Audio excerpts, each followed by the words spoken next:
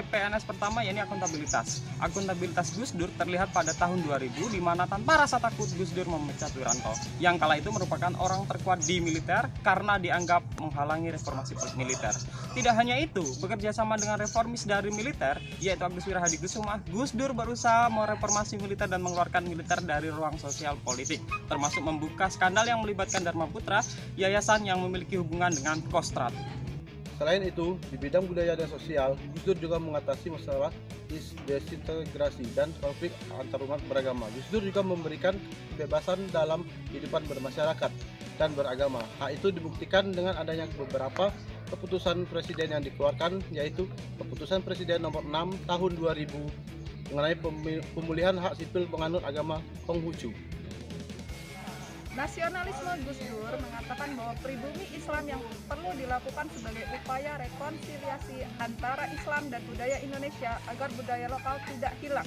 Pribumisasi dimaksudkan sebagai upaya agar masyarakat Indonesia tidak parap-arapan dan tetap menjadi Indonesia tulen dengan adat istiadatnya.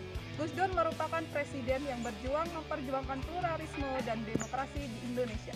Gus Dur menetapkan Tahun Baru Cina sebagai hari libur nasional dan pengesahan Konghucu sebagai agama resmi ke-6 Indonesia. Pemikiran Gus Dur tentang nasionalisme ini sangat relevan diajarkan dalam pembelajaran sejarah pada pendidikan menengah maupun pendidikan tinggi. Banyak sekali nilai-nilai nasionalisme yang patut dipelajari, misalnya nilai Pancasila, pluralisme, demokrasi, dan humanisme. Gus Dur dikenal sebagai presiden yang bertoleransi tinggi terhadap agama. Pada saat bulan Ramadan, Gus Dur meliburkan siswa di sekolah. Keputusan ini patut untuk diapresiasi karena keputusan ini tidak dapat diputuskan oleh presiden-presiden sebelumnya. Sejak zaman rezim Soeharto, bahasa Mandarin tidak diperbolehkan dan hari raya Imlek tidak menjadi libur nasional. Oleh karena itu, gebrakan Gus Dur yaitu mencabut perpres yang dirumuskan Soeharto tersebut.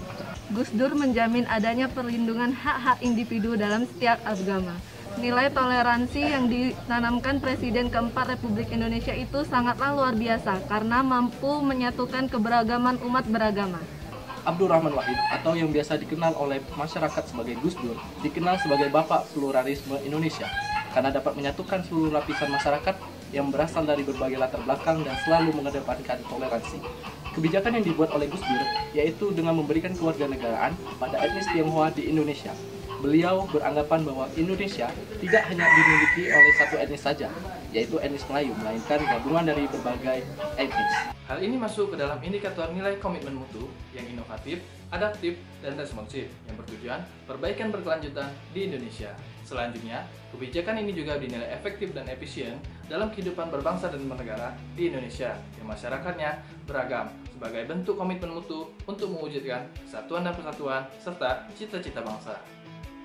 Salah satu warisan yang ditinggalkan Pak Harto kepada bangsa Indonesia adalah budaya korupsi.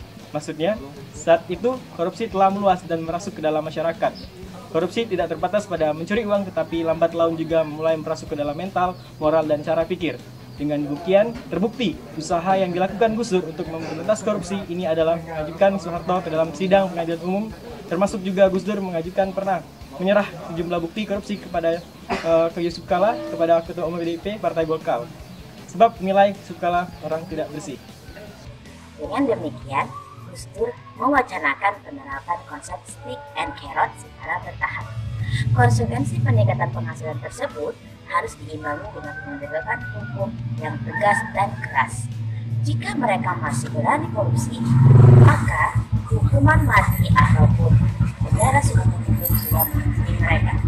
Cara ini dilakukan untuk mengurangi korupsi pada pejabat tinggi dan PNS.